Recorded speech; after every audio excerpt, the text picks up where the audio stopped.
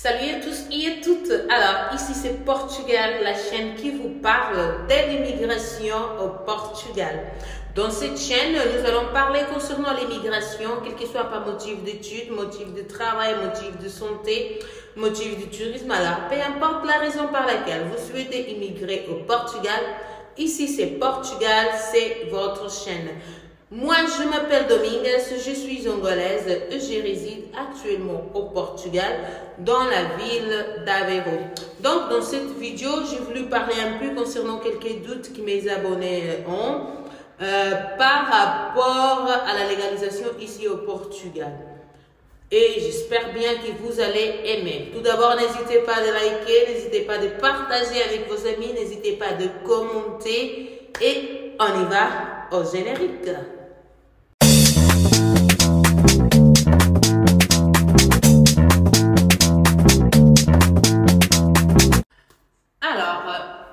Une chose que j'ai constatée, c'est qu'il y a encore beaucoup des abonnés qui ont du mal à comprendre le visa de recherche d'emploi. Écoutez-moi très bien, s'il vous plaît, pour éviter de m'envoyer des mails qui ne sont pas nécessaires.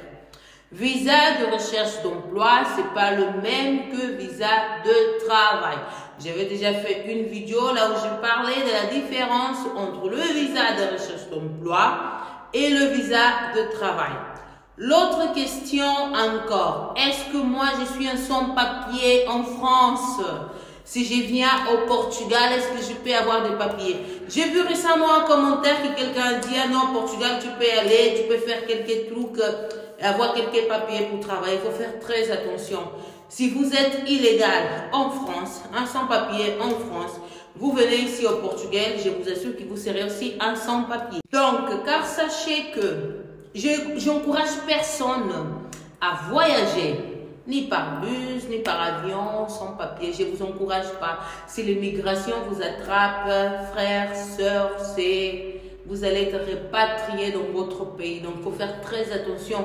Si vous êtes en Italie, peu importe, en Espagne, vous êtes un sans-papier. Quand vous allez arriver ici, vous serez aussi un sans-papier. Même si vous aurez la possibilité d'avoir un numéro fiscal, un numéro de sécurité sociale, même si vous allez travailler, mais pour avoir la résidence en étant sans-papier, là c'est compliqué. Pourquoi? Parce que dans le moment quand vous allez partir dans l'interview pour la résidence, l'une des choses qu'on va vous demander, c'est le visa, le cachet d'entrée.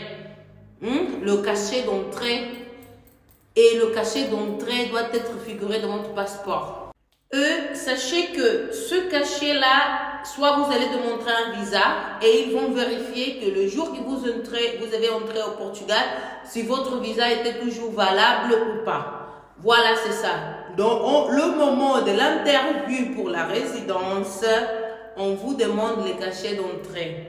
Donc, c'est pour cela, si vous voulez, faites bien les choses, demandez visa, venez ici légalement, vous n'aurez pas de problème après pour avoir les documents. D'accord? Donc, ça c'est l'une des questions que beaucoup de gens me posent aussi. Est-ce que moi je peux voyager, je peux faire ça? Donc, ça c'est mon conseil. Maintenant encore, concernant le visa de recherche d'emploi, beaucoup de gens me demandent concernant la manifestation d'intérêt au niveau de l'IFP. Elle a une durée de 3 mois. 3 mois. Mais si pendant ces 3 mois, vous avez déposé au niveau de l'ambassade, là, c'est-à-dire même s'il manque 5 jours pour que arrive à ces 3 mois, et vous allez déposer au niveau de l'ambassade, c'est-à-dire les autres jours ne seront pas comptés, en fait, ça sera bloqué. Vous comprenez? Donc, il suffit de déposer avec celui-là. Et après ces 3 mois, elle n'aura plus d'effet.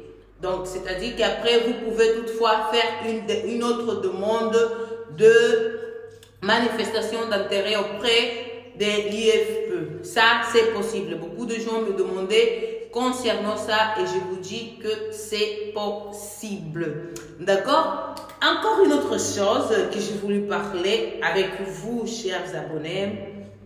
En fait, moi, je suis une youtubeuse, je fais des vidéos pour vous, je vous transmets des infos que je connais.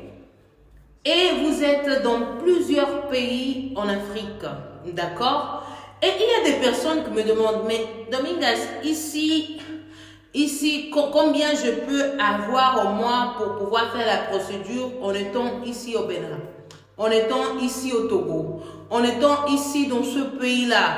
Frère, je vous avais déjà dit, je vous donne tout ce que vous aurez besoin comme traitement, les prix fixes que je connais au niveau de l'ambassade, au niveau d'ici le Portugal.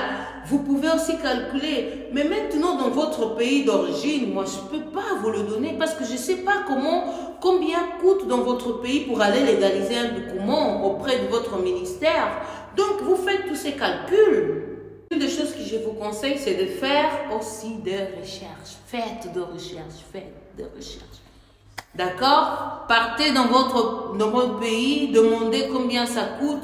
Faites vos budgets que vous avez besoin avec les infos que vous connaissez déjà ici au Portugal concernant le loyer. Donc, faites-le. D'accord? Donc, j'espère bien que vous avez aimé. J'espère que cette vidéo, c'était pas pour vexer personne, mais c'était juste pour vous, encore une fois, vous éclaircir. D'accord?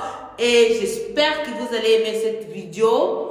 Et encore une fois, n'hésitez pas de liker, de commenter, de partager. Et on se voit dans la prochaine vidéo. À la prochaine. Au revoir.